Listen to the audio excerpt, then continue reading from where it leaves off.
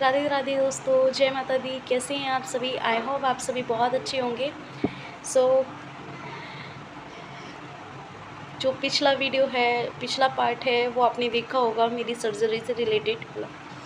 So friends, आगे की story मैं आपको बताती हूँ कि उसके आगे क्या हुआ था। तो मैंने वो स्टोरी कहाँ तक बता दी थी, आई डोंट नो। हाँ, मेरी पिन निकल गई थी। यस, मेरी पिन निकल गई थी। उसके बाद क्या हुआ था, पिन निकलने के बाद मेरी हालत बहुत ज़्यादा ख़राब हो गई थी। मुझे वॉमिट, चक्कर, फीवर सब हो रहा था। बहुत ज़्यादा क्रिटिकल हालत थी मेरी।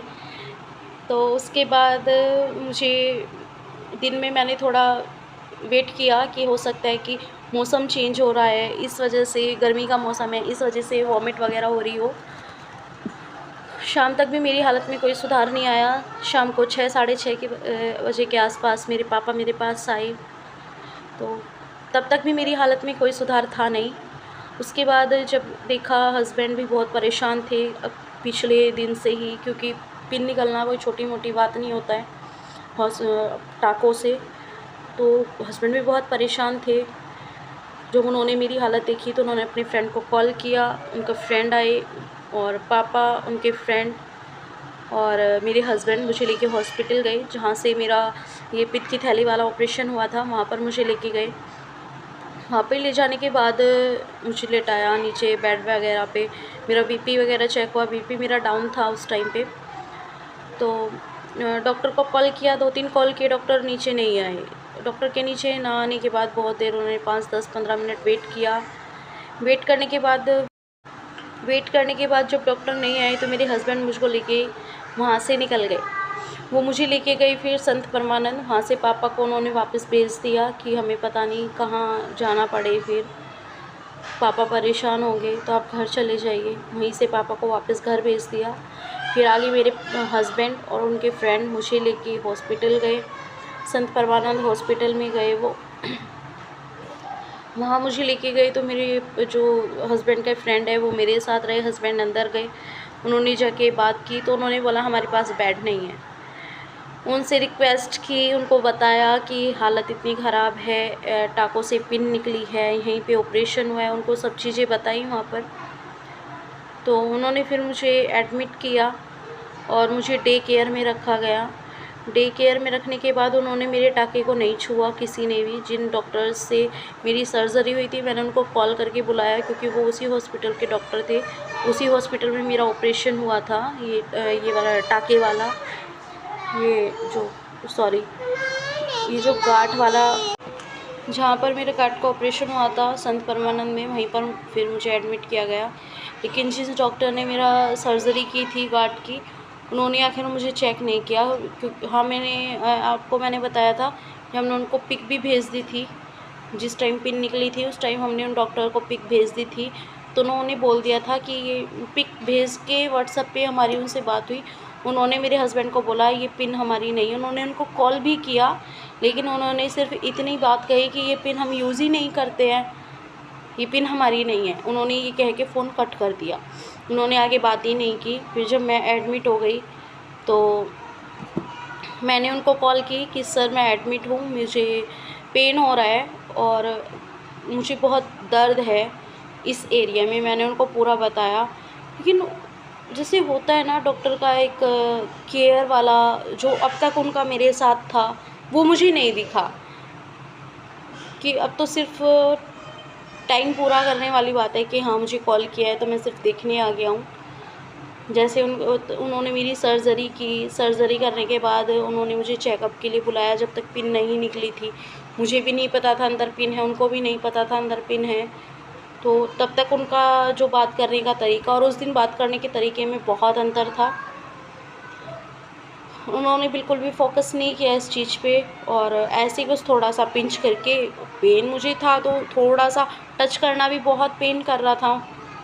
तो उन्होंने पिंच करके देखा तो मुझे तो पेन बहुत था। इसमें क्या है, इसमें क्या है, इस तरह की उनकी बातें थी। नेक्स्ट डे फिर से मैंने उनको कॉल किया, मुझे नीचे शिफ्ट कर दिया था, मुझे फिर पेन हो रहा था। मैंने उनको कॉल किया कि सर मुझे बहुत पेन हो रहा है, तो मुझे कोई रेस्पॉन्स दिखाई नहीं दिया। फिर मेरे हस्बैंड ने मुझे वहाँ से डिस्चार्ज कराया। क्योंकि पेन तो मुझे था। उन लोगों ने मेरा वॉमिटिंग का ट्रीटमेंट किया था सिर्फ, और एमआरआई होना मेरा टाँकों का, और उन्होंने कर दिया था मेरे सर का। मेरे आइज़ टेस्ट किए, मेरे ब्लड टेस्ट किए। मतलब वहाँ का एक्सपीरियंस मेरा बहुत गंदा एक्सपीरियंस था। जब तक मेरा वहाँ पे वो गांठ वाली सर्जरी हुई तब तक मुझे ठीक लगा था, क्योंकि तब मैं ज़्यादा रही भी नहीं थी, सिर्फ ऑपरेशन हुआ और नेक्स्ट डे मेरी छुट्टी हो गई। बट जब मैं बाद में एडमिट रही तो मुझे नहीं पसंद आया वहाँ का ट्रीटमेंट बिल्कुल भी। डॉक्टर्स का बिहेवियर, डे केयर में डॉक्टर्स का बिहेवियर अच्छा था, लेकिन वहाँ पर जो फोकस किया गया वो मेरी वॉमिटिंग पर किया गया, मेरे चक्कर पे किया गया। टाँकों पर ऊपर कोई फोकस नहीं किया गया। डॉक्टर आशीष गुप्ता ने भी कोई मुझे रेस्पॉन्स नहीं दिखाया। उन्होंने बिल्कुल भी चेक नहीं किया कि दिक्कत क्यों हुई, कैसे। उन्होंने कोई सफाई ही नहीं दी अपनी, उन्होंने कुछ बोला ही नहीं। सो वहाँ पे होने के बाद भी नेक्स्ट डे फिर हस्बैंड ने छुट्टी करा ली, सारे टेस्ट वगैरह हो गए। मेरा एक्सरे हुआ, एक्सरे में दिक्कत आई थी कुछ उस टाइम पे, बट उन्होंने उस चीज़ पे भी फोकस नहीं किया, मुझे एक्सरे रिपोर्ट भी नहीं दी उन्होंने। हमने फिर वहाँ से डिस्चार्ज के बाद हॉस्पिटल के लिए एफआईआर भी कराई थी, लेकिन एफआईआर कराने का भी कोई फ़ायदा नहीं हुआ। ना पुलिस वालों का हमें कॉल आया, ना हमें कोई रेस्पॉन्स मिला, कुछ नहीं हुआ। और मेरी तबीयत तो ख़राब थी ही। फिर किसी ने हमें सजेस्ट किया, किसी ने सजेस्ट किया या पता नहीं, हस्बैंड ने बोला, ये मुझे आइडिया नहीं है। फिर ये मुझको लेके गए अपोलो हॉस्पिटल में। अपोलो में लेके गए थे, और अपोलो के बाद उन्होंने मेरा एमआरआई लिखा था टाँकों का कि एमआरआई कराएं आप। एमआरआई कराने के बाद हम एमआरआई के लिए कई जगह घूमे। फिर मेरा एमआरआई हुआ। एमआरआई के बाद उसमें आया कि मैं फ़ोटो डाल दूँगी, ये जो मेरे पूरा टाँकों का एरिया है, जहाँ पे पित्त की थैली का ऑपरेशन हुआ था, वहाँ से लेकर जहाँ से गांठ तक का मेरा ऑपरेशन हुआ है, वहाँ तक इन्फेक्शन पूरा है, क्योंकि वो ऊपर से नीचे तक सरकती हुई आई है। वहाँ पर पूरा घाव था 8 mm और 12 mm का, मतलब 8 से 12 लंबाई एंड चौड़ाई उसकी, इतना उसमें घाव था जो कि पेन कर रहा था। अपोलो के डॉक्टर ने फिर हमें एक टुकड़ा देने के लिए बोला कि आपका मांस का टुकड़ा लेना पड़ेगा, बट वहाँ पर भी हमें कुछ समझ में नहीं आया, क्योंकि उन्होंने बोला कि मांस का टुकड़ा देना पड़ेगा, और महीने 2 महीने का काम जो उन्होंने सिर्फ टेस्ट का बताया। और उनका बिहेवियर डॉक्टर का इतना गंदा था, इतना गंदा बिहेवियर था, मैं सच बताऊंगी, मुझे उनका बिहेवियर बिल्कुल पसंद नहीं आया। मैं और मेरे हस्बैंड बैठे थे, उन्होंने मेरे हस्बैंड से जिस तरह बात की, मुझे बिल्कुल पसंद नहीं आई वो चीज़। हम वहाँ से भी परेशान हो गए। फिर उन्हीं के रिसेप्शन पे बैठने वाले एक जेंटलमैन, बोलूँगी भैया बहुत अच्छे थे, वो रिसेप्शन पे बैठते। उन्होंने हमें एक डॉक्टर बताए, और वो डॉक्टर बहुत अच्छे हमें मिले। उन्हीं के थ्रू मैं ठीक हुई हूँ, डॉक्टर निकुंज बंसल।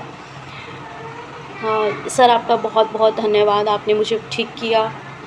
सर का बोलने का तरीका, सर का बिहेवियर, सर बहुत अच्छे से बात की, सर ने बहुत अच्छे से हमारी फीलिंग्स को समझा। सर ने समझा कि हम कितना परेशान हो चुके हैं, कितने धक्के खा के हम सर के पास गए थे। सर के ट्रीटमेंट से मैं ठीक हुई, और उन्हीं की असिस्टेंट का भी मैं नाम लूँगी, पिंकी मैम, आपका बहुत बहुत थैंक यू। आप ही की वजह से मैं ठीक हो पाई हूँ। Thank you so much sir.